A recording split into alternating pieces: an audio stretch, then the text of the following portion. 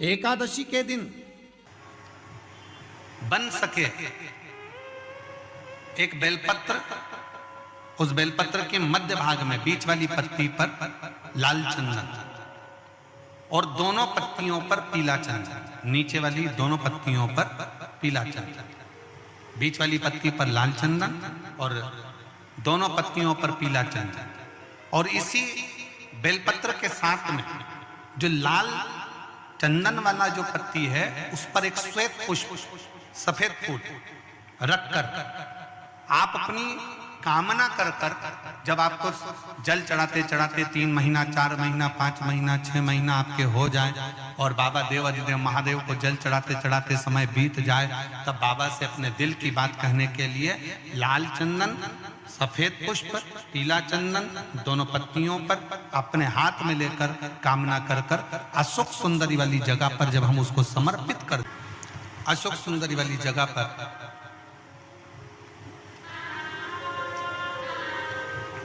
ये शिवलिंग जलाधारी और उसके सामने का जो भाग है उसके मध्य भाग में अशोक सुंदरी का स्थान। बस इसी स्थान पर बेलपत्र और श्वेत पुष्प, बीच वाली पत्ती पर लाल चंदन, आसपास की पत्तियों पर पीला चंदन और वो शिवलिंग की सम्मुख में जो अशोक सुंदरी का स्थान है वहां समर्पित कर। उस स्थान ये रोज नहीं करना, फिर ध्यान देना, कभी कभी 4-6 महीने निकल जाएं, 8 महीने निकल जाएं, 3 महीने निकल जाएं, 5 महीने निकल जाएं उस स्थान, और ये हमने एक बार नहीं बताया, इसको पहले भी वर्णन कर सकते। एकादशी के दिन गंगा के जल में मात्र 7 बेलपत्री डालकर जो नंदीश्वर भगवान अर्थात जो शंकर जी के शिवलिंग के सामने नंदी होता है, उस नंदी के चरण पर गंगा का जल चढ़ाकर बेलपत्री शिव पर समर्पित कर देता है, उसके घर में रुपया रुकना चालू हो जाता है। फिर वो गलत जगह पर नहीं जाता, गलत स्थान पर वो धन जाएगा ही नहीं। बेटा अगर व्यसन में पड़ा हुआ है, मदिरा पान में पड़ा हुआ है, मांसाहार में, जुए आदि में जा रहा है, तुम्हें लग रहा है कि मेरा बेटा गलत मार्ग पर जा रहा है, ये मित्र दोस्ती गलत हो रही है, वो सही जगह पर आ जाए। तो हो रही है 30,000 रुपये महीना, 40,000 रुपये महीना कमा कर लेकर भी आ रहा है, कमाई तो आपकी हो रही है। 30-40 हज़ार रुपये महीना आप कमा रहे हो, 50,000 रुपये महीना, 1 लाख, 2 लाख, 4 लाख रुपये आप कमा भी रहे हो, पर आया और चला गया, उसका क्या करोगे?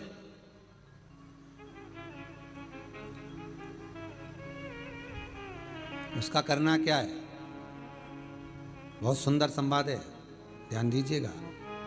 जिसके घर में कमाने वाले 2-4 हैं, पैसा तो आ रहा है पर घर में टिक नहीं रहा, डॉक्टर में, पुलिस में, एक्सीडेंट आदि में, कहीं गलत जगह पर व्यसन में अगर पैसा जा रहा है, जुए में, मांसाहार, मदिरा पान, या कहीं आया पैसा, पैसा आने में कमी नहीं, आ रहा है पर टिक नहीं रहा, रुक नहीं रहा, कोई मांगने आ गया, दे दिया, फिर वहां से अपने पास नहीं आ रहा, अपन कह रहे भैया हमारा पैसा लौटा दो, नहीं आ रहा।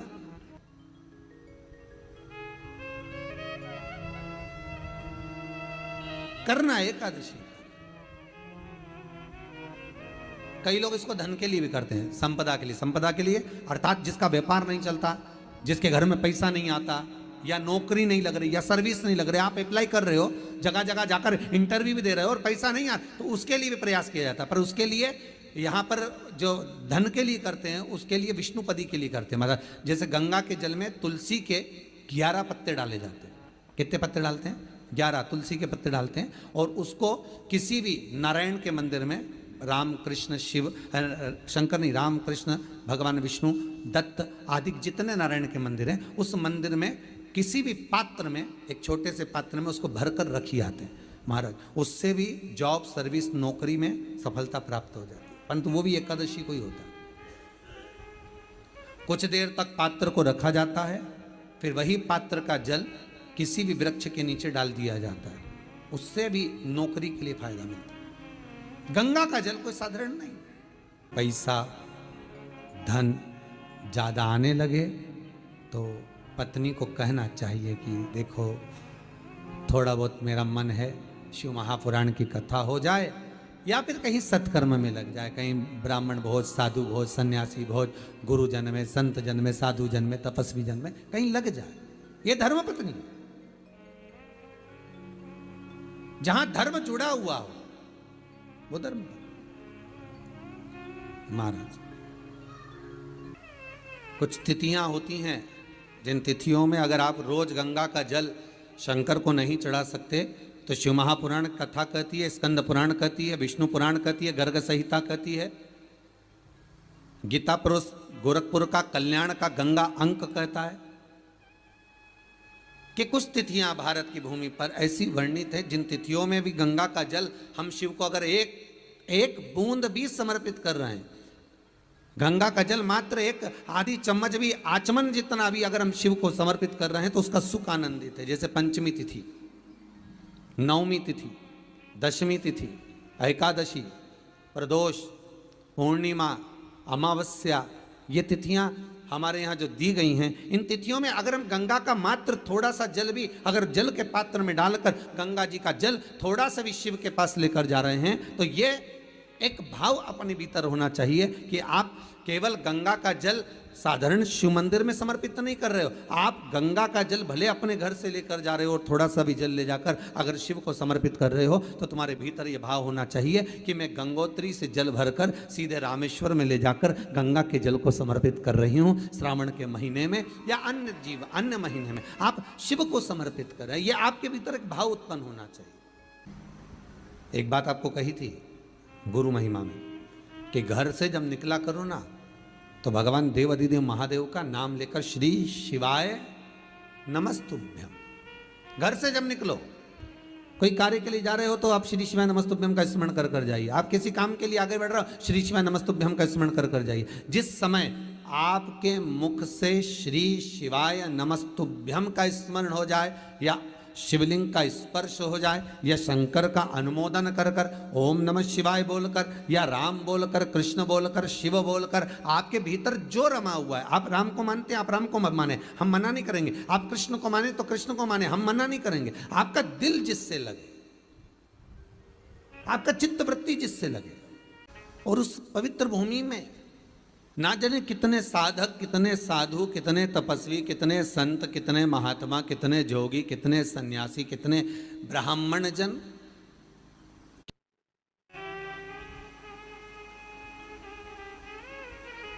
पवित्र भूमि,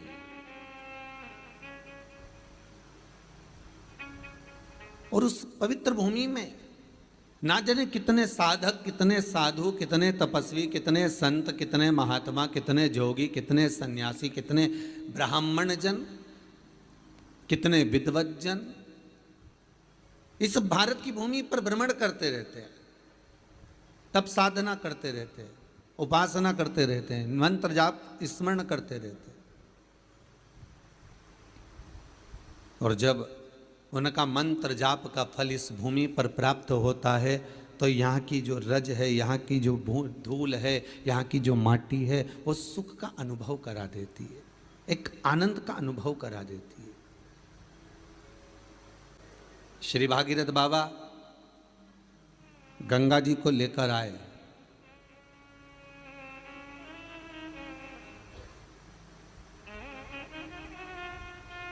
भागीरथ बाबा तो गंगा जी को लेकर आए 60,000 काकाओं के उद्धार के लिए, और वो गंगा भी बहती हुई गौमुख से लेकर चलते चलते चलते चलते वो गंगा भी कलकत्ता तक जब पहुंची है, गंगा सागर तक जब पहुंची है, तो उसके घाट पर, उसके तट पर, गंगा महारानी के किनारे पर जितने जितने भक्त, जितने साधु, जितने सन्यासी, जितने साधक, जितने उपासक, जितने जीव रह रहे हैं, ये गंगा उनका कल्याण कर रही है। और जो उसकी शरणागति में जा रहा है, गंगा उसका उद्धार कर रही है। गंगा किसको संवारती है?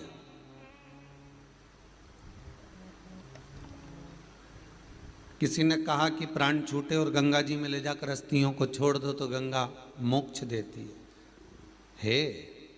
विष्णु पुराण में, गर्ग संहिता में, देवी भागवत में, शिव महापुराण में, स्कंद पुराण में लेख लिखे हैं कि गंगा जी ने शंकर जी से वर मांगा था कि मेरे जल में जब तक जीव की अस्थियां पड़ी रहेंगी तब तक वो जीवात्मा वैकुंठ का भोग भोगेगी।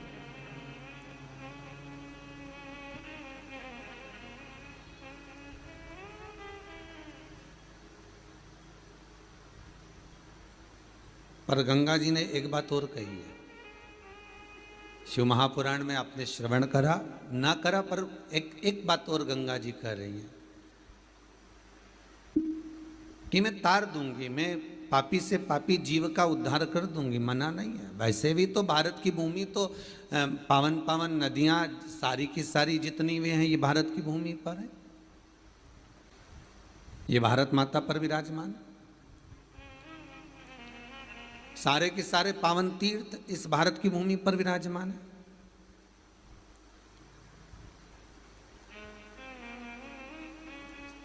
पुण्यमय नदियां, पुण्यमय तीर्थ, पुण्यमय तालाब, सरोवर जितने भी हैं ये सब इस भारत की भूमि पर हैं। गंगोत्री में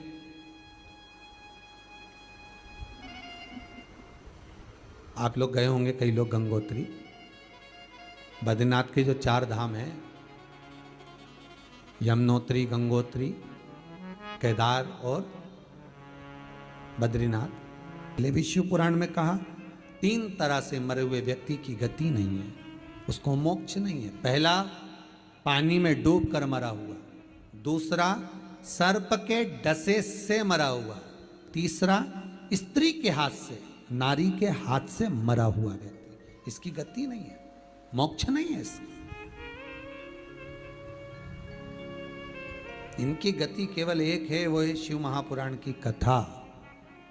अगर कोई पानी में डूबकर मर भी गया है, उसके परिवार का, उसके कुल का व्यक्ति अगर एक बार शंकर की कथा भले यहां आकर ना सुने, टीवी के सामने भी बैठकर सुन रहा है। एकादशी के दिन शंकर भगवान को चावल का दाना चढ़ाना चाहिए कि नहीं चाहिए?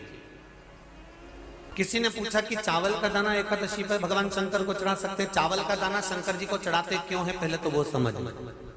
बेलपत्री का तो महत्व आपको बार बार बताया कि बेलपत्री शिव जी को क्यों चढ़ाई जाती है, कहीं रोग के लिए, कहीं बीमारी के लिए, कहीं किस कार्य के लिए, कहीं कोई कार्य के लिए, कहीं कोई कार्य के लिए। चावल का दाना अगर हम शंकर भगवान को चढ़ा रहे हैं तो क्यों चढ़ा रहे हैं, उसका कारण क्या है? चावल का दाना शिव को चढ़ाने का केवल एक कारण रहता है कि चावल को अक्षत कहते हैं।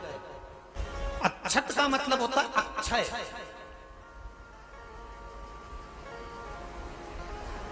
अभी हमारे यहाँ एक तिथि आने वाली है, अक्षय तृतीया। उसका मतलब क्या होता है? अक्षय, जिसका कभी क्षय ना हो।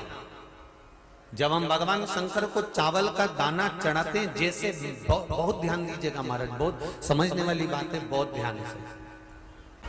चावल का दाना हमारे मस्तक पर तिलक करने के बाद पंडित जी क्यों लगाते हैं कि भगवान जैसा समय आज चल रहा है, आप पूजन कर रहे हो, पाठ कर रहे हो, दान कर रहे हो, पुण्य कर रहे हो, सत्कर्म कर रहे हो, भजन कर रहे हो, मेरा देव अधिदेव महादेव, मेरा नारायण, मेरा सत्यनारायण भगवान, मेरा राम जी, मेरा विष्णु जी, मेरा भागवत मैया, मेरी रामायण मैया, ब्राह्मण मस्तक पर तिलक लगाने के बाद चावल इसलिए लगाता है कि जैसा समय आज चल रहा है, भगवान तुमको ऐसा ही समय बनाकर रखे और तुम ऐसे ही 4 चांद लगाते रहो, दान पुण्य संकीर्तन करते रहो। इसलिए मस्तक पर चावल का दाना लगाया जाए।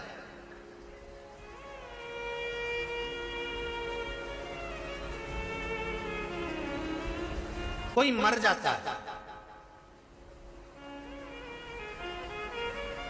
मरने के बाद जब तक पगड़ी नहीं होती तब तक माथे पर तिलक, चावल का दाना लगाया जाता है।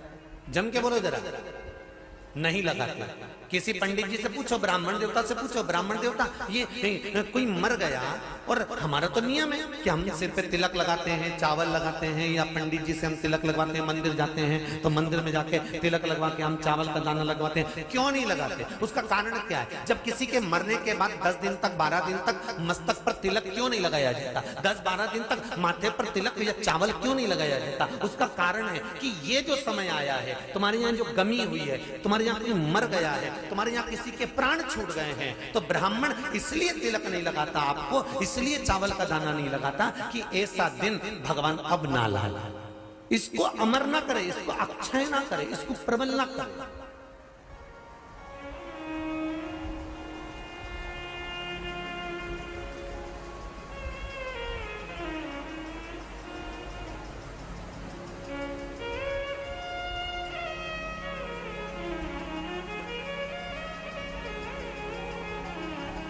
और जब चावल का दाना, तो यहां शिव महापुराण की कथा करी, चावल का दाना हम शिव जी को क्यों चढ़ाते हैं, भगवान को क्यों समर्पित करते हैं, भगवान की पूजन में अक्षत क्यों समर्पित करते हैं, चावल क्यों समर्पित करते हैं, उसका कारण क्या है। तो कहा आज मैंने जब चावल का दाना आपको समर्पित करा है, जिस भाव से, जिस विश्वास से, जिस श्रद्धा से, जिस मन से मैं आपको रिझा रही हूं, हे भोलेनाथ मेरी ये मनोकामना पूर्ण कर, इसको अक्षय कर देना, इसको अमर कर देना, बस इतनी कृपा आप कर। किसी ने पूछा एकादशी के दिन चावल चढ़ाए कि नहीं चढ़ाए, तो यहां तो सीधी सीधी बात है, बीमारी देखकर थोड़ी ना आती है कि नवरात्र चल रहे हैं कि सावन का सोमवार चल रहा है, बीमारी तो बीमारी। तुम चावल मत खाओ। तिरुपति कौन कौन गया, हाथ उठाओ, ठीक है। जगन्नाथ जी कौन कौन गया, हाथ उठाओ, हाँ ठीक है। द्वारका जी कौन कौन गया, हाथ उठाओ, ठीक है। बद्रीनाथ कौन कौन गया, हाथ उठाओ, ठीक है। एकादशी के दिन कभी तुम बद्रीनाथ चले जाओ, एकादशी के दिन तुम द्वारका चले जाओ, एकादशी के दिन तुम तिरुपति चले जाओ, एकादशी के दिन तुम जगन्नाथ चले जाओ, एकादशी के दिन तुम्हारी मर्जी पड़े भगवान के किसी धाम में चले जाओ और भगवान को भोग लगाओ और उनकी थाली को झांक कर देखना, उसमें चावल जरूर मिलेगा, उसमें ऐसा नहीं है कि चावल नहीं मिलेगा। बद्री नारायण में भगवान को चावल का भोग लगा हुआ मिलेगा, द्वारका में चावल का भोग लगा हुआ मिलेगा, आपको जगन्नाथ में चावल का भोग लगा हुआ मिलेगा, तिरुपति में मिलेगा, द्वारकाधीश में मिलेगा, नाथद्वारा में मिलेगा, सांवरिया सेठ में मिलेगा, काकरोली जी में मिलेगा। आप जहां जाओगे वहां पर एकादशी के दिन भगवान को चावल आएगा, क्योंकि भगवान के लिए परहेज नहीं है। जो काम में डूबा हुआ है, जो आसक्ति में डूबा हुआ है, जो लोभ में डूबा हुआ है, जो वासनाओं में डूबा हुआ है, जो तृष्णा में डूबा हुआ है, और जो माता के गर्भ से जन्म लिया, एकादशी के दिन चावल उसको नहीं खाना। अब हमारे यहां तो कहावत में कहते हैं, राम जी की जब स्तुति गाते हैं तो कहते हैं भय प्रगट, आती है आप लोगों को, एक लाइन तो आती होगी, गाओ जरा। भय प्रगट दीन कौशल्या। अब रामचरितमानस में कहा भय प्रगट कृपाला, प्रगट मतलब एकदम सामने आ गए। यहां लिखा है पेदा भय लाला। अगर तुलसीदास जी लिखते तो जन्म लिया होता राम जी ने, तो तुलसीदास बाबा लिख देते कि पैदा भय, माता के गर्भ से इनका जन्म। नहीं नहीं नहीं, यहाँ कहा भय प्रगट कृपाला दीन कौशल्या। यहाँ प्रगट। एकादशी के माता पिता कौन है? सबसे पहले एकादशी का व्रत किसने रखा था?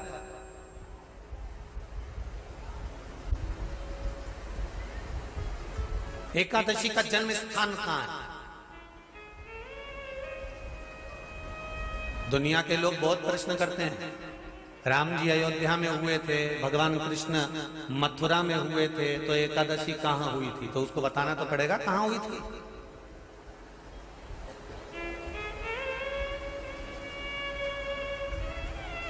उसमें हमने वर्णन किया कि एकादशी के माता पिता कौन है, एकादशी का व्रत सबसे पहले किसने करा, एकादशी का जन्म कहां हुआ, एकादशी को क्यों चावल नहीं खाते, एकादशी के दूसरे दिन चावल का दाना खाना क्यों जरूरी है।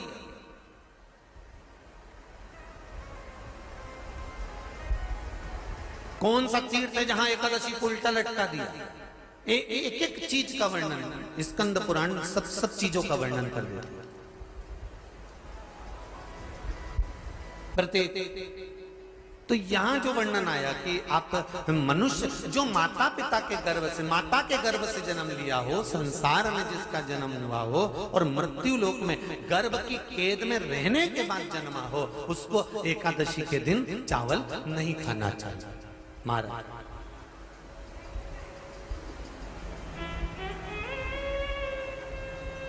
पर यहां शास्त्र ये नहीं कहता कि भगवान को चावल नहीं चढ़ाना चाहिए।